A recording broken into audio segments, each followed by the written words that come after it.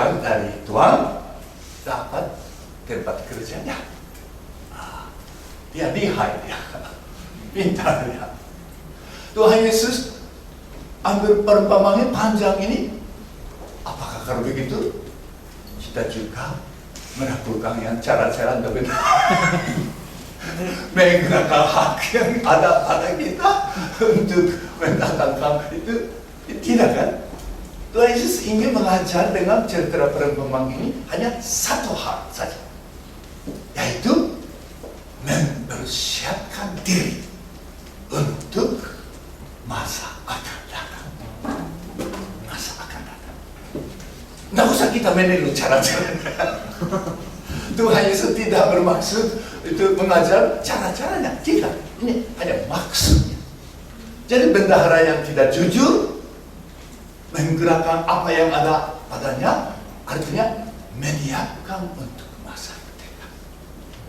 Jadi Tuhan Yesus mengajar kepada murid-muridnya, ada apapun situasi, ada kesulitan apapun, selalu ingat masa depan, masa terakhir, hal surga daripada hal dunia.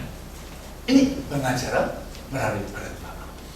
Ini jenis ini lain daripada jenis yang pertama ini. Hanya satu pokok dari cerita perumpamaan panjang. Ini harus diaplikasikan.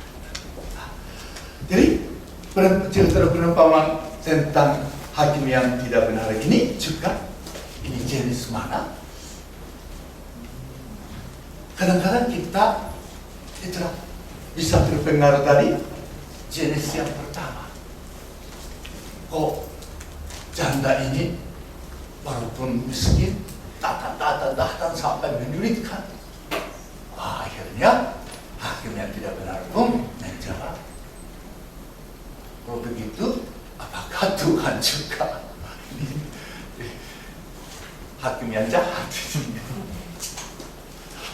Tekanannya bukan tata terus. Tekanannya, pokoknya apa? Kita melihat sesudah Tuhan Yesus selesai ini, katakan ayat 7. Hakim yang tidak benar pun bertindak. Ayat 7. Tidakkah Allah akan membenarkan orang-orang pilihannya yang siang malam berseru padanya? Dan adakah ia mengeluh waktu sebelum menolong mereka? Aku berkata padamu, ia akan segera membenarkan mereka. Akan tetapi jika anak manusia itu datang, adakah ia mendapat iman? Jadi pokoknya hal yang ingin diajar oleh Tuhan Yesus melalui cerita perumpamaan ini adalah apa? Apakah Allah? Tidak. Allah kita, Pak, di sini disebut segera. Ia akan segera bertindak. Ini tekanan. Kadang-kadang kita lebih cenderung ya, terus menerus sampai berapa kali? Berapa hari? Mungkin saya kurang. Masih 10 kali saja. Mungkin perlu 100 kali. Ini bukan intinya. Intinya kesimpulannya Tuhan katakan ia akan segera. Tidak mungkin Bapak kita membiarkan seperti hakim yang tidak benar. Hakim yang tidak benar, pusing.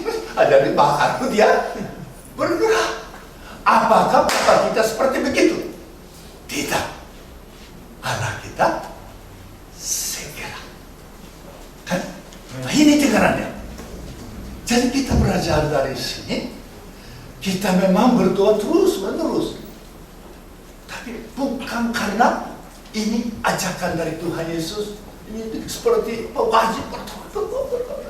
Capek juga. Pentingnya waktu berdoa. Kita berdoa kepada siapa? Bukan kepada seperti hakim yang tidak benar. Bapa yang penuh dengan murah hati. Bapak yang menantikan anaknya memohon, meminta. Jadi Allah kita adalah segera bertindak. Tidak mungkin Allah kita terus menerus kita membuang waktu. Ini maksudnya, amin. Amin. Jadi kita bisa terus menerus berdoa. Kenapa? Bukan karena paksa, bukan karena syarat. Karena Tuhan kita memperhatikan kita, mengerti kita. Tuhan murah, Tuhan ingin memberi. Ya, waktunya terserah Tuhan ya. Amin. Tapi ini sifat Allah. Ini dijelaskan oleh Tuhan kita adalah Bapa yang penuh dengan belas kasihan. Bapa yang penuh dengan murah hati. Tapi Bapa yang punya hikmat yang kekal. Jadi kita perlu Tuhan Yesus mengingatkan di sini. Kalau tidak, kita berdoa harus begini, tidak harus apa. Akhirnya bisa jadi jenuh juga. Jadi harus doa, permintaan pentingnya apa? Untuk itu pengertian Bapa kita siapa. Dan perlunya apa? Iman. Iman. Maka Tuhan katakan, waktu datang, saya datang lagi. Susah melihat orang berdoa dengan iman. Mungkin ada orang Kristen suka berdoa dengan paksa. Berdoa karena kebiasaan. Berdoa karena acara. Pentingnya melalui acara, melalui pribadi, melalui proses. Pentingnya apakah berdoa dengan iman? Iman apa? Iman kepada Bapak yang siapa? Sifatnya bagaimana Bapak kita? Itulah. Kalau kita mengerti Bapak, kita berenang. Amin. Ini intinya. Maka mari kita diperingati oleh ajaran Tuhan Yesus mengingat Bapak kita itu siapa. Dalam hal doa, Bapak kita melihat kita, memandang kita, bersikap apa kepada kita. Inilah membangkitkan iman kita, membangkitkan gairah terus berdoa. Memang jawaban Tuhan tidak tentu segera. Semua permohonan kita segera dikabulkan belum tentu. Sesuai dengan hikmat Tuhan dan pengetahuan Tuhan dan waktu Tuhan. Ada kita berdoa untuk satu hal. Kadang-kadang perlu bertahun-tahun. Bisa sampai 10 tahun. Bisa sampai 20 tahun. Saya berdoa. Supaya mama saya bertobat. Walaupun mama saya pertama kali ajak saya ke gereja. Waktu pendeta Takimoto yang kemarin kan, waktu baca Bore, datang di kampung saya buat KKR.